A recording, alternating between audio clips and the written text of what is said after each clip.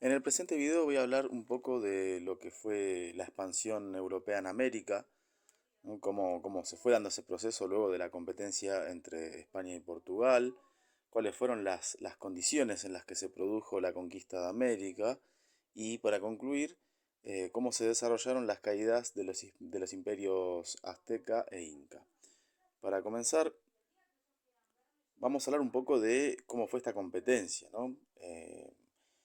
Vale recordar que España y Portugal eran en ese momento los dos reinos más poderosos de ese momento, ¿no? En el siglo XV, a pesar de que pasaron 700 años dominados por los musulmanes, ¿no? Hay que recordar que en el siglo VIII, ¿no? Hacia el año 711, los españoles, ¿no? Y luego los portugueses habían caído bajo el dominio de los árabes, ¿no? Que en ese momento habían crecido en importancia gracias a lo que fue la Guerra Santa, que implicó la imposición a la fuerza de la fe musulmana en aquellos países donde intentaban expandir esta religión.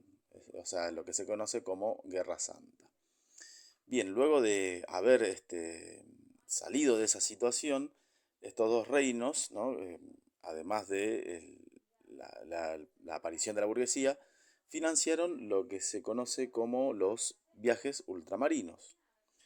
Bien, esta competencia, ¿no? Entre estas dos potencias ultramarinas llevó a que luego de grandes viajes, ¿no? En el caso de los portugueses, que lograron llegar al oriente bordeando África, y en el caso de los españoles, que se aventuraron hacia el oeste, produjera el descubrimiento, ¿no? Para ellos de un nuevo mundo.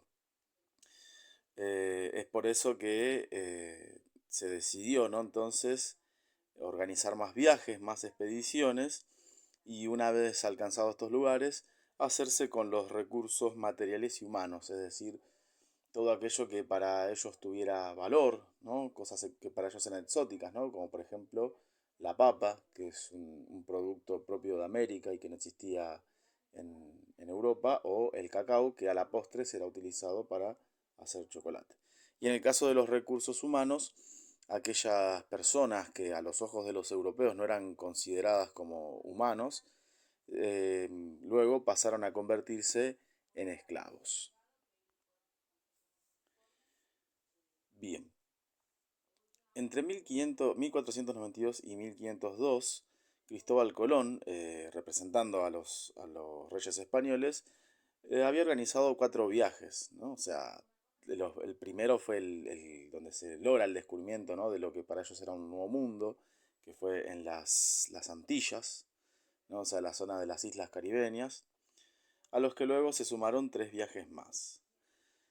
La cuestión es que Cristóbal Colón no se había aventurado a ir más allá de los territorios que descubrió y no tenía idea de las dimensiones geográficas de estas tierras.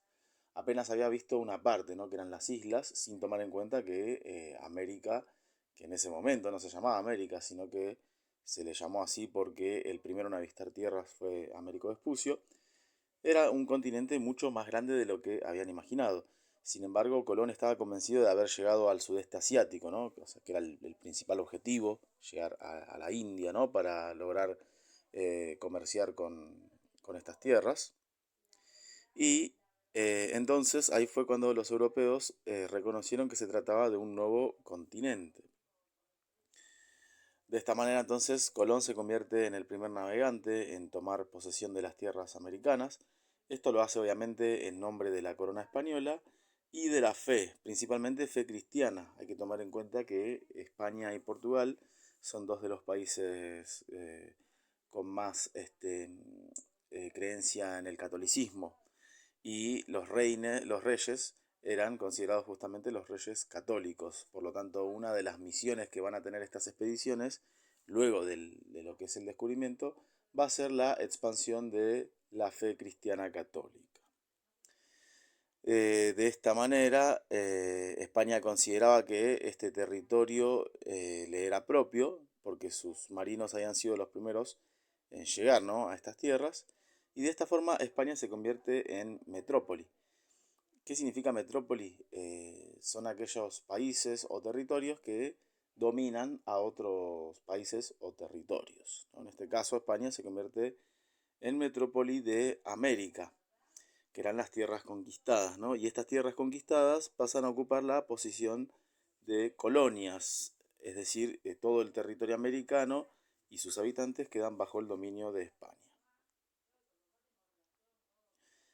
A partir de este momento fue cuando Colón fue recibido por los reyes católicos, ¿no? Realmente entusiasmados por esta expedición, y ahí fue cuando se negociaron más viajes, ¿no? con los reyes y luego también con el Papa y con el Reino de Portugal para asegurarse el control de estas tierras.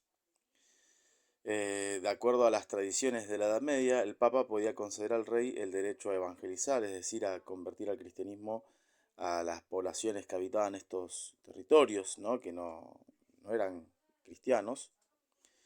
Y para evitar controversias entre España y Portugal, que eran los dos reyes, los dos reinos más poderosos de ese entonces, el Papa de ese momento, en 1493, que era Alejandro VI, dispuso trazar una línea imaginaria, ¿no? Que iba de norte a sur, a 100 leguas marinas al oeste de las islas Azores y del Cabo Verde, que es un conjunto de islas que se encuentran al oeste de África. La cuestión es que esta línea, que se trazaba de manera horizontal, de alguna manera beneficiaba más a los portugueses, ¿no? Que ya habían dominado las costas africanas, y quitaba de todo derecho también a los españoles. Es por eso que en 1494 se llega a un nuevo acuerdo, que es el Tratado de Tordesillas. Este tratado establece una nueva línea, ¿no? Que estaba a 370 leguas al oeste de las islas de Cabo Verde. De esta forma, todos los territorios que se encontraban al oeste de la línea de Tordesillas quedaban por descubrir para España, mientras que hacia el este quedaban para Portugal. De esta forma se puede apreciar en este mapa cómo una parte de América va a quedar en posesión de los portugueses, que es lo que luego será conocido como Brasil.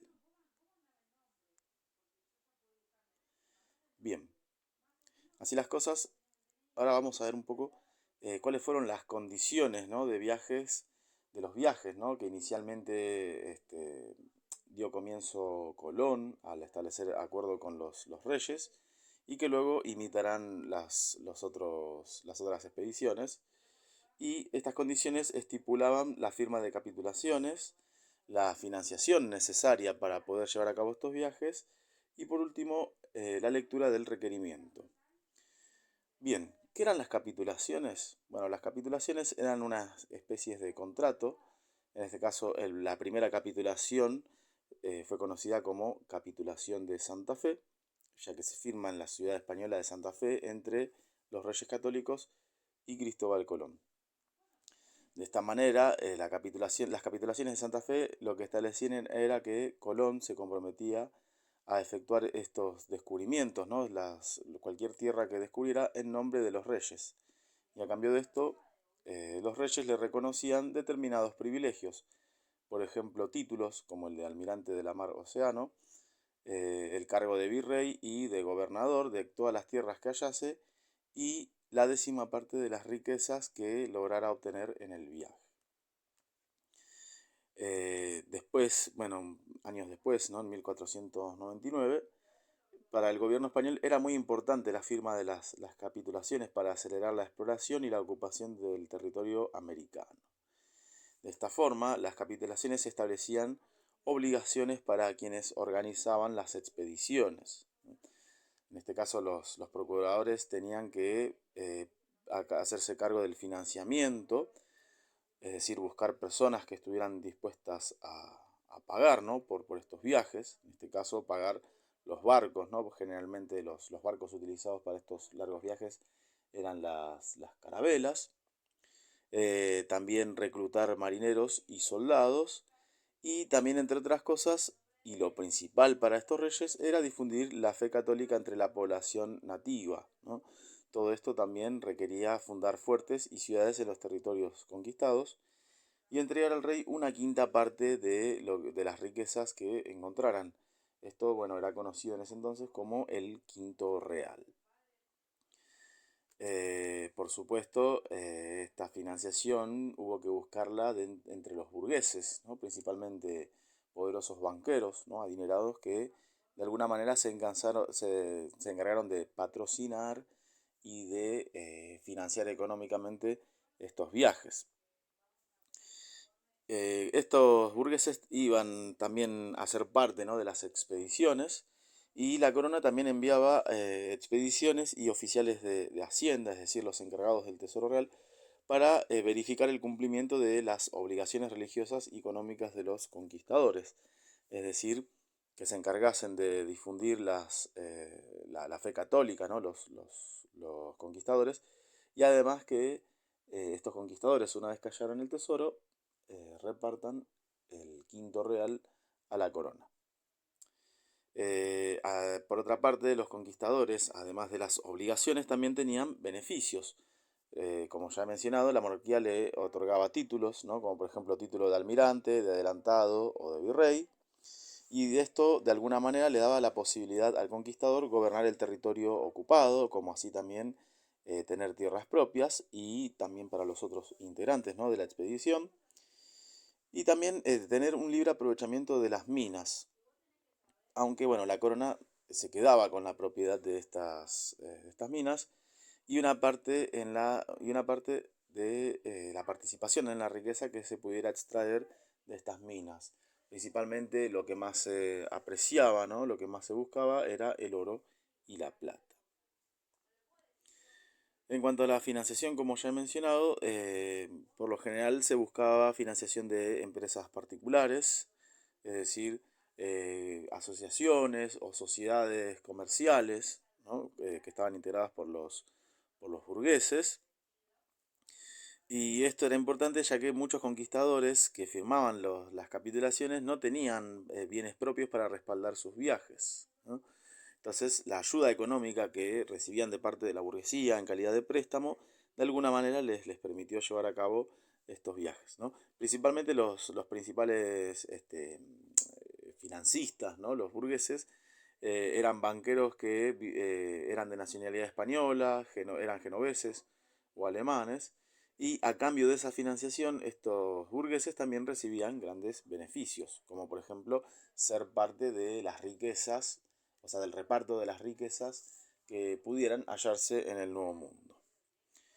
Y una tercera condición a mencionar para estos viajes era la lectura del requerimiento.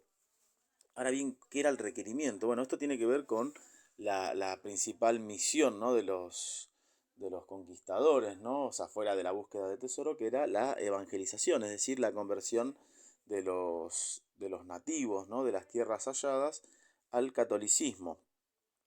Desde 1513 se redacta entonces un documento, ¿no?, que se les leía a los indígenas, que se les llamaba el requerimiento.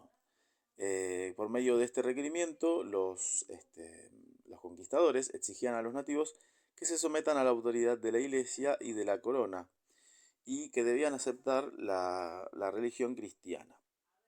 Si los nativos se negaban, por supuesto, había amenaza de castigos severos. Por supuesto, hay que tomar en cuenta que esto implicó un choque de culturas, ya que los españoles leían ese documento, pero su idioma no era entendible para los nativos. Es decir, el español no era una lengua hablada, ¿no?, en el Nuevo Mundo. Y a veces esto implicaba, ¿no?, la falta de traductores, que la lectura del requerimiento sea en voz alta, mientras que las poblaciones indígenas atacaban a los navegantes con flechas o incluso huían de los conquistadores.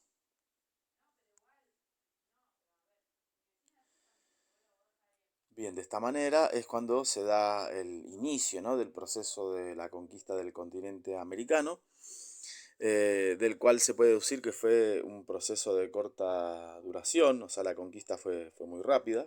Hay que tener en cuenta que si bien para ese momento había más población en América que en Europa, la resistencia no fue quizás no fue tan opuesta, ¿no?, a los europeos, salvo por algunas poblaciones que eran realmente aguerridas. Y esta conquista rápida también se debe a los motivos, ¿no? del viaje, que en este caso era la búsqueda de las riquezas y lograr el prestigio, ¿no? Un prestigio social, es decir, la intención de los integrantes de estas expediciones era valer más, ¿no? Bien, en esa época las expediciones estaban integradas por hombres, ¿no? Por lo general eran hombres jóvenes de entre 20 y 30 años que provenían de diversas regiones de España y que pertenecían a diferentes clases sociales. Por ejemplo, hidalgos, ¿no? Que eran nobles de poca fortuna y también en su mayoría eran artesanos y campesinos. En cuanto a la intención de valer más, ¿no? Que tiene que ver con el prestigio social, esto era posible al obtener fortuna con las riquezas que pudieran descubrirse, ¿no?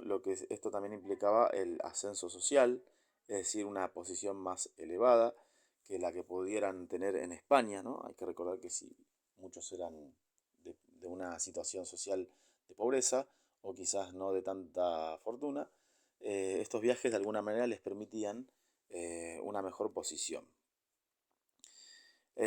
También hay que mencionar, además del interés de enriquecerse, el deseo de aventura y también el de la expansión de la fe cristiana. Estos móviles tienen que ver con las concepciones, ¿no? que motivaban, ¿no? Que en este caso eran la concepción medieval y la concepción renacentista. ¿Mm? ¿A qué me refiero con esto? Bien, por un lado, o sea, el tema de el ideal de aventura, se relaciona con la concepción renacentista, ¿no? Que tiene que ver con el tema de la ampliación del espacio conocido. Hay que tener en cuenta que es justamente en la época del Renacimiento es cuando se producen los grandes avances y desarrollos tecnológicos gracias a la búsqueda de nuevos conocimientos, ¿no? Que es lo que permiten los viajes ultramarinos. Y por otro lado, la concepción medieval tiene que ver con el poderío que tuvo la Iglesia Católica en ese momento y que a raíz de eso se buscaba la expansión de la fe cristiana. Bien, logrado todo esto, se logran establecer los primeros asentamientos, ¿no? españoles en el suelo americano. El primer asentamiento español fue el llamado Fuerte Natividad, que Colón mandó a construir en la isla La Española, ¿no? Que hoy en día equivale a los territorios de Haití y la República Dominicana.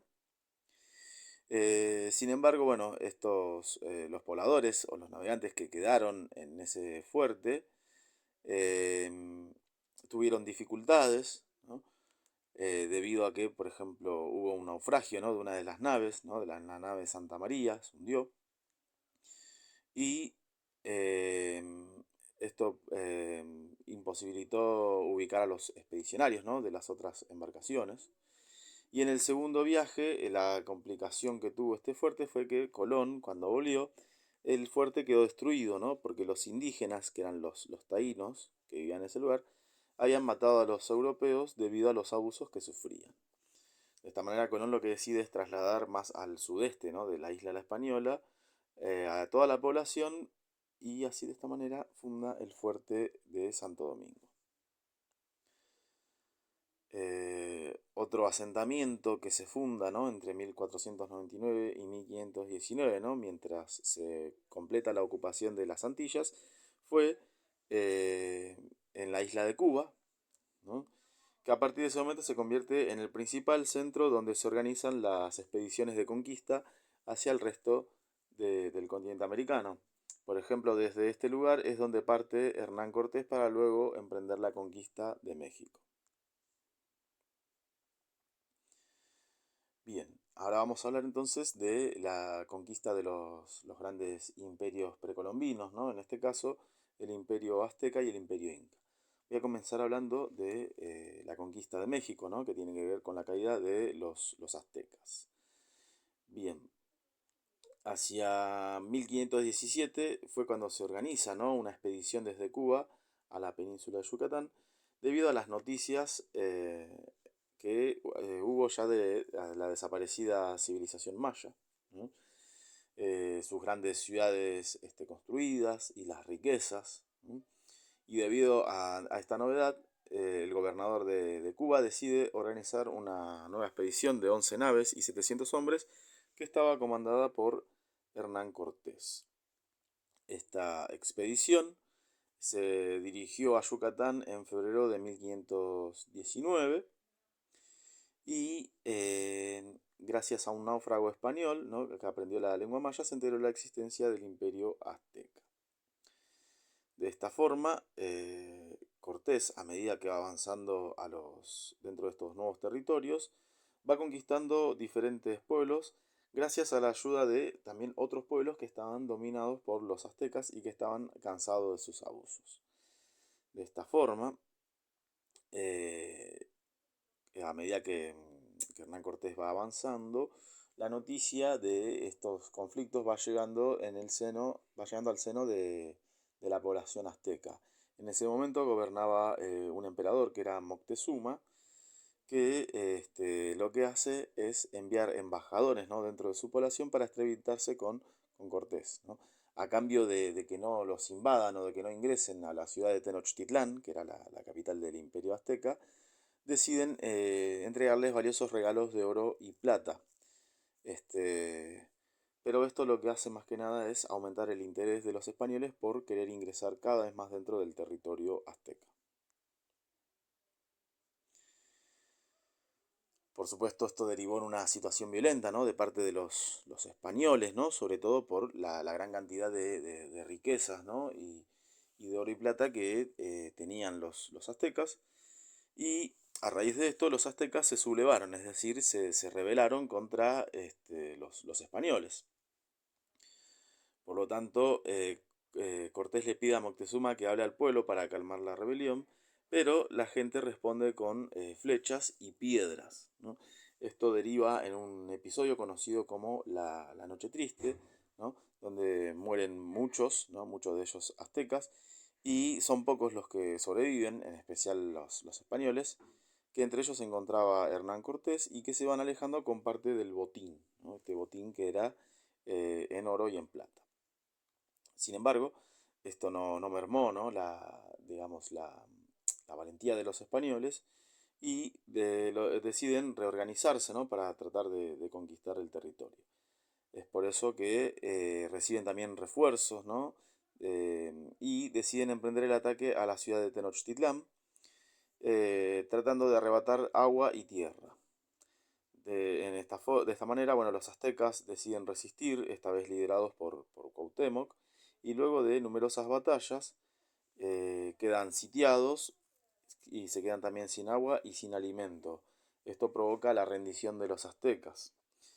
Así como en 1522, Carlos V, que era el emperador de España en ese entonces, le otorga el título de gobernador y de capitán general a Hernán Cortés sobre estos territorios, que a partir de ese momento pasaron a llamarse Nueva España, que es el nombre que se le otorga al territorio mexicano. Y además recibe como premio Cortés tierras y riquezas. De esta manera, México se convierte en uno de los centros del poder español. Bien, y para finalizar voy a hablar de la conquista del Perú, es decir, el territorio en el que habitaron los incas, ¿no? Hay que tener en cuenta que los incas habitaron en el actual territorio de lo que hoy es la República del Perú, pero también ocuparon otros territorios, ¿no?, parte del Brasil, Ecuador, Bolivia, parte de Chile y también parte de la Argentina. La conquista del Perú comenzó cuando en 1523 Francisco Pizarro y Diego de Almagro se asocian para emprender una expedición a Sudamérica desde Panamá. A partir de esta expedición logran reconocer el norte del Perú y también la existencia de los incas y de las riquezas que ellos mantenían dentro de sus territorios. Luego de esto, Pizarro vuelve a España y firma una capitulación con la corona, a partir de la cual inicia la conquista de este territorio en 1531. A poco que ingresa en lo que son los conquistadores españoles, ¿no?, la misión de conquista española dentro del territorio inca, se enteran que hay una guerra civil entre dos herederos al trono del Imperio Inca. Por un lado, bueno, estaba Atahualpa y por el otro estaba su hermano, que era Huáscar. Este, Cuando Atahualpa se entera, ¿no?, de la llegada de los españoles, se autoproclama Inca y decide ejecutar a su hermano. Luego, bueno, envía un mensaje a Pizarro para tratar de saber con qué intenciones los españoles ingresaron al territorio incaico. Eh, por supuesto, esto lo que genera es más interés o más codicia de parte de los españoles debido a los ropajes que utilizaban los incas, especialmente porque muchos de sus ajuares o adornos tenían oro. Es por eso que entonces Pizarro decide encontrarse, ¿no? Decide convencer a Atahualpa para encontrarse en Cajamarca, que era una ciudad sagrada para los incas, dentro de una plaza que estaba cerrada por muros. Pero bueno, esto de alguna manera constituyó un ataque sorpresa, ¿no?, a los indígenas, que de alguna manera les permitió tomar prisionero al emperador. Entonces, lo que decide hacer Atahualpa es prometer grandes cantidades de oro y plata a cambio de su libertad. Aunque se pagó ese rescate, sin embargo, Pizarro temía una sublevación, por lo que decide matar a Atahualpa en 1533. Esto como consecuencia provoca una paralización dentro de la población, es decir, lo que derivó en un gran miedo y posibilitó y facilitó la entrada de los españoles en la ciudad del Cusco. Una vez ingresado al Cusco, Pizarro funda una nueva ciudad capital que estaba próxima a la costa del Pacífico, que es la ciudad de Lima, que a futuro se convertirá en la capital del Perú y que también era considerada la ciudad de los reyes. Desde entonces, desde el Perú, fue cuando Diego Almagro decide iniciar la conquista de Chile, que recién se va a completar en 1564, excepto por la zona del sur de Chile, ¿no?, al sur de lo que se conoce como el río Biobío, donde se encontraba la población araucana y que logró resistir el avance español hasta entrado el siglo XIX. Hay que mencionar que si bien los españoles se apoderaron de los incas, la resistencia indígena también duró un par de años, ¿no?, al menos unos 40 años más, ya que en ese momento también resistieron los ataques de Manco Cápac II y su sucesor Tito Cursi. Esta lucha se prolonga hasta 1572, cuando termina de ser ejecutado el último emperador inca, que fue conocido como Túpac Amaru I. Hay que mencionar que mientras se desarrollaba la conquista, también hubo luchas civiles entre los españoles mismos, ¿no?, entre los conquistadores. En este caso, la primera pelea civil fue entre Almagro y Pizarro, ¿no?, por el poder dentro de los territorios de esta nueva colonia. Y luego de estas peleas se derivaron, bueno, la lucha se derivó entre los herederos, ¿no?, de estos conquistadores. Y esta lucha, bueno, fue contra las autoridades que fueron enviadas por el rey de España. Esto, bueno, termina de alguna manera hacia 1564, cuando la corona española logra imponer su autoridad en estos territorios, y a partir de ese momento es que el virreinato del Perú y su capital Lima pasan a convertirse en el principal centro del poder español en América del Sur.